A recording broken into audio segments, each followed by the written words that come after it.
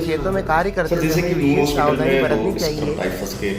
उन्होंने बताया कि झाड़ियों में मौजूद सूक्ष्म जीव जंतु शरीर पर लगने तथा काटने से स्क्रब टाइफस बीमारी होने की आशंका बढ़ जाती है। टेस्ट में तो दोनों फीमेल हैं और जो दो पेशेंट हैं स्क्रब टाइफस के मरीज, अक्सर जो ये बीमारी बरसात में होती है। बरसात में जो झाड़ियों में, खेतों में या जो ये कांटेदार जो भी चीज़ें होती है, यहाँ पर कुछ ये पिस्सू होते हैं, शिगर्स बोलते हैं इंग्लिश में, पिस्सू।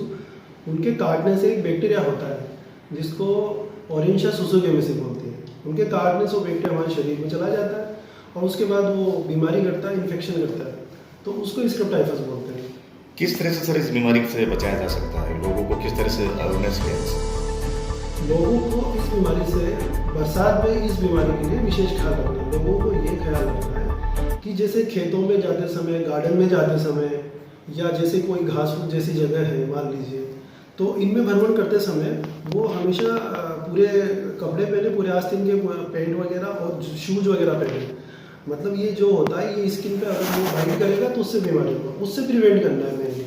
और बरसात के मौसम में विशेष ध्यान रखना है इस बीमारी को। मरीजों को इस बीमारी से किस तरह का खतरा मिल सकता है?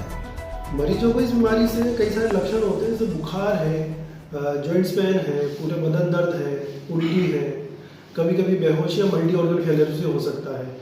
तो मरीजों को अगर शुरुआती स्टेज में इलाज मिले तो ये बीमारी का इलाज संभव है पूरी तरह से। अगर कई बार कॉम्प्लिकेटेड मोड्स में चले जाते हैं जैसे मल्टी ऑर्गन फेलियर में, तब थोड़ी दिक्कत हो सकती है।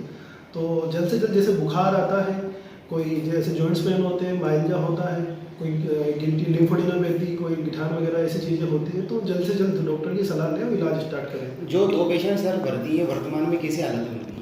दोनों पेशेंट हमारे पास अभी स्थिर है। जिस हालत में वो आए थे, दोनों रेफर केस थे, दूसरी जगह से आए थे, प्राइमरी के ट्रीटमेंट ले रहे थे, अच्छे से डायग्नोस नहीं हुए थे क्या बीमारी है। यहाँ पे हमने डायग्नोस किया, पता चला कि स्क्रब टाइफस है।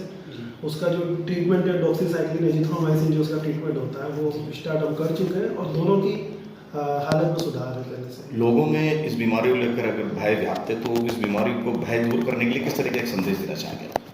इस बीमारी से ऐसे डरने की जरूरत नहीं है।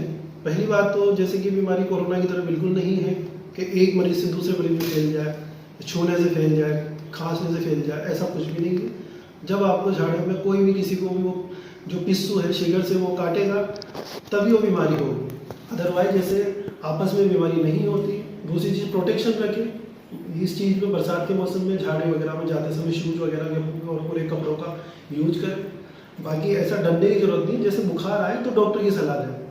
पालतू जानवरों से कोई खतरा तो नहीं है इस बीमारी को लेकर? नहीं, पालतू जानवरों से कोई खतरा नहीं है, ऐसा कोई खतरा नहीं है। बाकी ये डायग्नोस होगा, ट्रीटमेंट जल्दी अच्छा होगा। जितना आप कॉम्प्लिकेट करेंगे, डायग्नोसिस लेट होगा तो फिर मल्टी ऑर्गन फेलियर में जाने का चांसेस रहेगा। Thank you sir.